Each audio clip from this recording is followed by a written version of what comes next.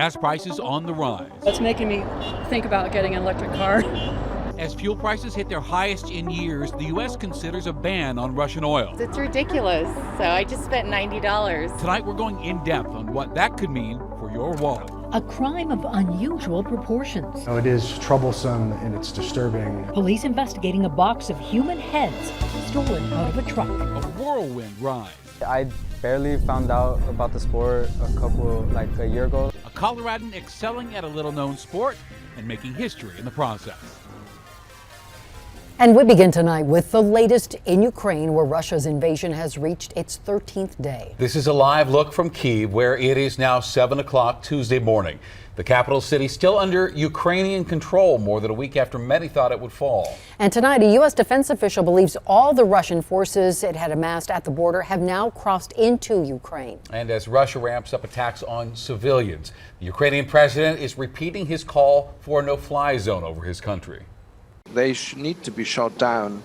You have to preserve lives. When the limits of rights and freedoms are being violated and stepped on, then you have to protect us, because we will come first, you will come second, because the more this beast will eat, he wants more, more, and more.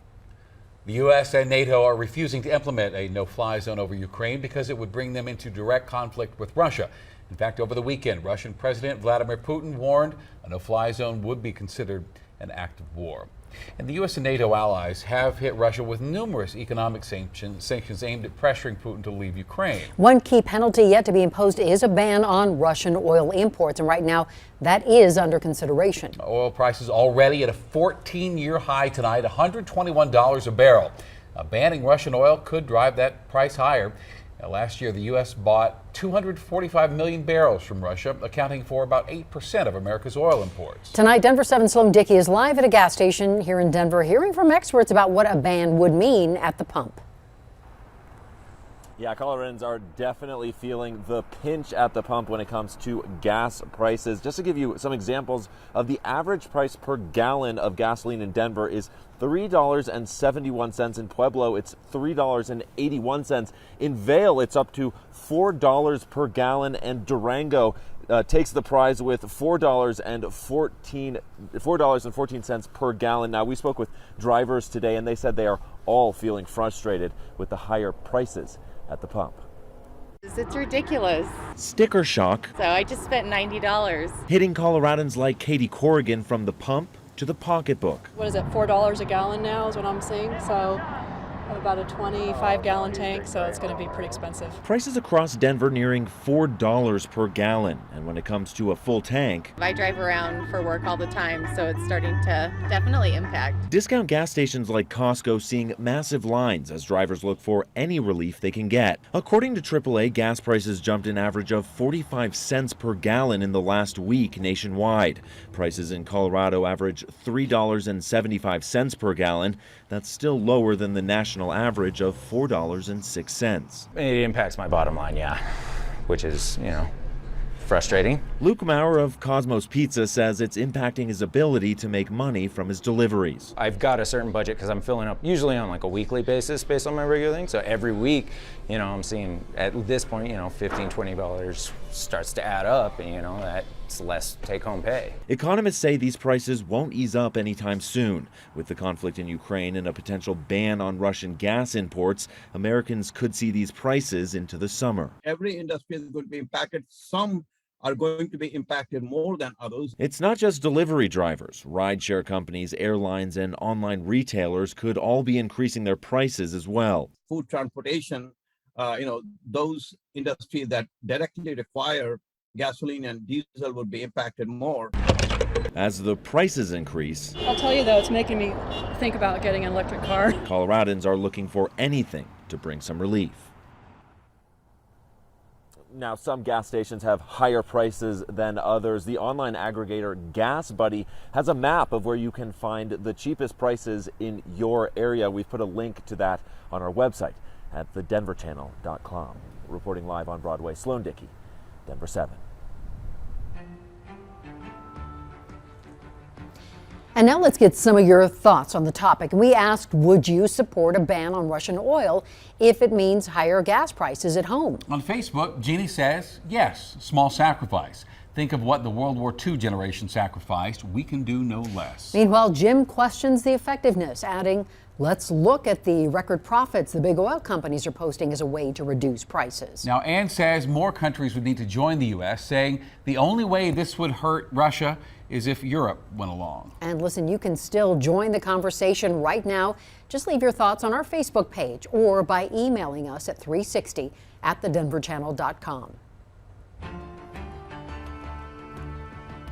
Well, as we mentioned, Colorado right now has some of the cheapest gas prices in the country. All right, so let's go in depth on where you will find the most expensive. According to AAA, that is California, where the average price for a gallon of regular is $5.34. Hawaii, Nevada, Oregon, and Washington State round out the top 5 for most expensive gasoline. And I'm sure you're wondering, how about the cheapest gas prices? Well, some of those prices not too far from Colorado. According to AAA again, Missouri has the cheapest average price for a gallon of regular, $3.62. And Colorado neighbors Oklahoma and Kansas are the next cheapest at $3.64 and $3.67 respectively. Arkansas and South Dakota round out the top 5. So Russia's invasion of Ukraine is not only impacting oil and gas prices. Those two countries combined account for 30% of global wheat exports. So that means you could soon be paying more for bread and pasta and other baked goods. Now you could also see higher prices for electronics. That is because Russia is the world's largest producer of palladium, a metal used to make semiconductor chips used in smartphones, TVs, and computers. And rising oil prices sparked concerns about inflation and sent stocks tumbling on Wall Street. The Dow, NASDAQ, and S&P all closed with sizable losses. The S&P had its biggest single-day drop since October of 2020. And the violence in Ukraine has created a refugee crisis not seen in Europe since World War II. The UN says now more than 1.7 million Ukrainians have fled to Central Europe. And right now there's no timeline or clear details for refugees coming here to Colorado. Ukrainians already in Colorado are raising money and supplies for loved ones still in Ukraine. Today, Denver 7's Rob Harris met with Ukrainians of Colorado, who let him sit on a Zoom call with people in Ukraine. They're using the internet to show the world what Putin's troops are doing to their homeland. What we're seeing here is a different form of terrorism. This is psychological terrorism by use of bombing and yes, demoralizing the population. That is terrorism. It's very scary feeling to hear it like flying over your roof, and then to hear that explosion, I don't know, maybe 20 kilometers, like 10 miles away from my house. Ukrainians of Colorado raising $100,000 to send medical aid to Ukraine, and you can donate right now on thedenverchannel.com. And tonight we have learned Governor Polis tomorrow will visit Wake and Take Coffee. That's a Ukrainian-owned business in Aurora. He will meet with community members to discuss what the state and Coloradans can do to support Ukrainians. Now to a most bizarre crime out of Denver. Police are looking for a box that was stolen out of a truck, and inside that box were human heads. And a lot of questions, obviously, about this one. Denver 7's Colette Bordelon digging for answers about where the heads came from and what they were intended for. I confirmed the box was stolen from a company called Science Care. They say their truck was being operated by a third party, and it happened somewhere between 2:30 in the afternoon last Wednesday and 9:30 the next morning. No suspects have been identified, no arrests have been made, but what was really stolen from that box? Educational opportunities. Near East 23rd Avenue, disturbing news is making its way around the neighborhood. You mean to tell me a block away from my house? Pila Ross, who didn't want to be on camera, can't believe a box of human heads meant for medical research were stolen out of a company's truck not far from where she lives. You never know what those heads were going to be used for one. And for two, what are you going to do with them now that you found them? The ripple effect of the donations taken goes beyond the initial shock. I don't think people understand the negative impact that an event like this can have on our industry. At TomorrowLink, a whole body donation program, This is where all of the education happens.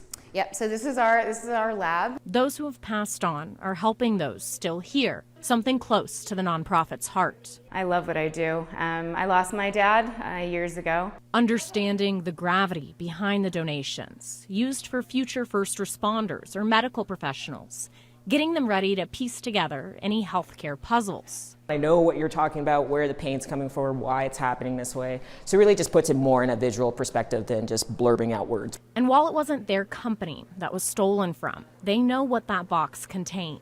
It holds the opportunity to save a life. The theft has the local industry thinking hard about security. Make sure that we're doing everything we can at all times to make sure those gifts are safe. Because from the donor to the future of medicine. Not only for enhancing medical training, but allows that individual's legacy to live on. What was stolen from that truck in Denver may have held answers we all could use. Colette Bordelon, Denver 7. And Science Care was not available to interview with us today, but they say they want to find that white cardboard box that has a blue Science Care logo on it. So if you have any information, call Denver Police at the number on your screen. Denver City Council signing off on an agreement to build a new tiny home community to help Coloradans experiencing homelessness. Now, the community will be built on a city-owned lot near Monroe and East 42nd Avenue in the Elyria-Swansea neighborhood. The Colorado Village Collaborative says the site will feature 24 of these tiny homes. Residents will sign 6-month agreements with the goal of getting them into more permanent housing within 1 year. And new tonight, the Arvada City Council is approving the purchase of body cameras for its police department. This evening, the council okayed an order through Arizona-based Axon Enterprise. It will cost up to $549,000 per year for 5 years. A new Colorado law requires police departments to have body cameras by July of 2023.